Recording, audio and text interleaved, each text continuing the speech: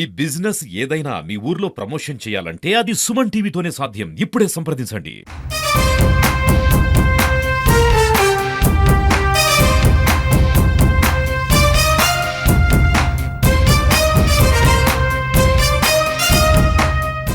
ప్రస్తుతం మనతో పాటు మాజీ మంత్రి పొలిట్ బ్యూరో సభ్యులు సర్వేపల్లి ఎమ్మెల్యే సోమిరెడ్డి చంద్రమోహన్ రెడ్డి గారు. సార్, సీనియర్ నేతగా ఇవాళ జరిగినటువంటి మహానాడు తొలి రోజు ఎలా ముగిసింది? అన్ని తీర్మానాలు చాలా పర్ఫెక్ట్గా జరిగినాయి.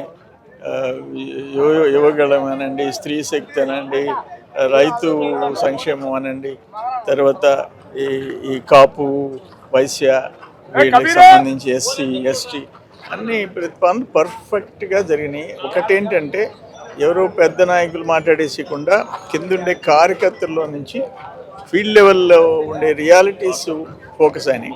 బాగా జరిగింది. అంటే కడపలో జరగడం తొలిసారి జరగదు, అంటే ఇప్పటి వరకు కూడా అనేక మహానాడులు జరిగాయి, కానీ ఫస్ట్ టైం కడపలో జరిగింది. సక్సెస్ అయింది అనుకోవచ్చు. భారీగా ఆయన గడ్డ మీద జగన్మోహన్ రెడ్డి జిల్లాలో ఇంత భారీగా జరగటం బహుశా ఆయనకి రాత్రికి నిద్రపట్టదు.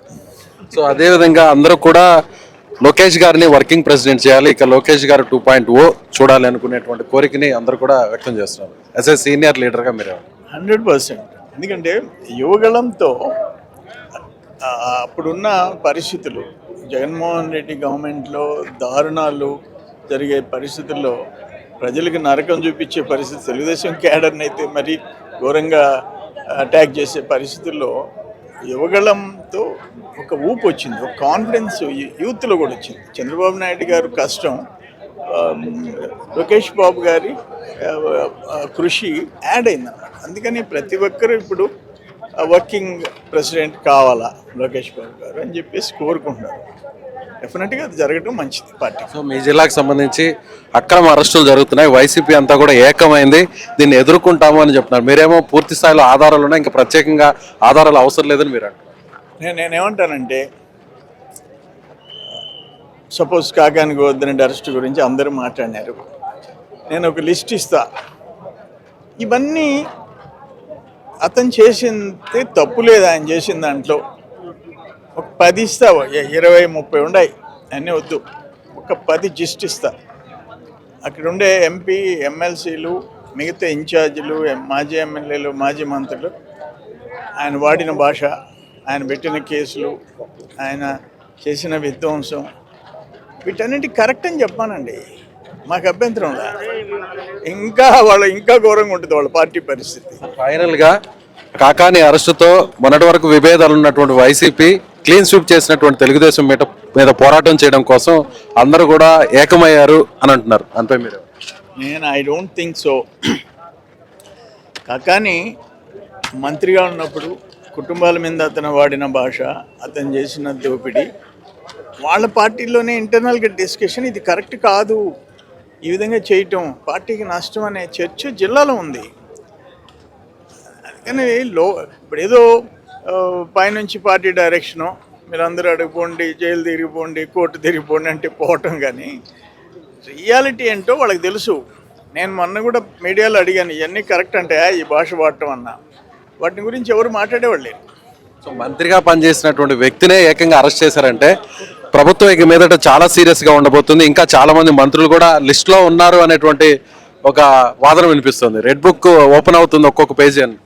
నేనేమంటానంటే, చట్టం తన పని తాను చేసుకుంటూ పోద్ది.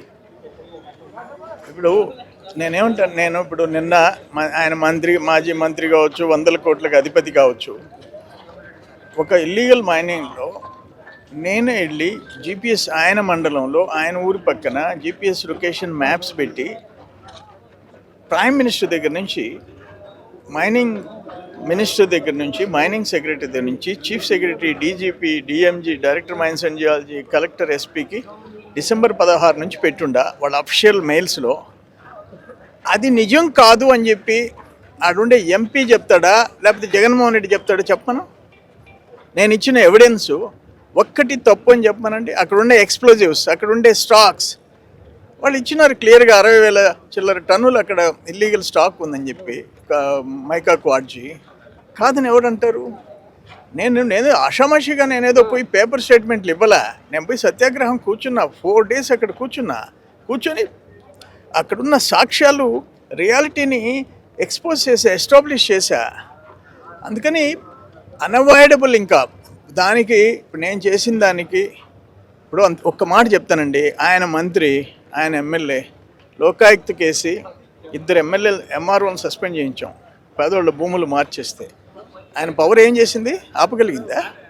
ఈరోజు మాకేదో అధికారం ఉందని చెప్పి చేయటం లేదు. ఆయన అధికారంలో ఉండేటప్పుడు సుమారు 15-20 మంది అన్ని డిపార్ట్మెంటు, రెవెన్యూ దగ్గర నుంచి ఎక్సైజ్ దగ్గర నుంచి అందరినీ సస్పెండ్ చేసిన దోపిడీ అటువంటివి. వాళ్ళు హీ కెనాట్ ఎస్కేప్, అంతే. Thank you.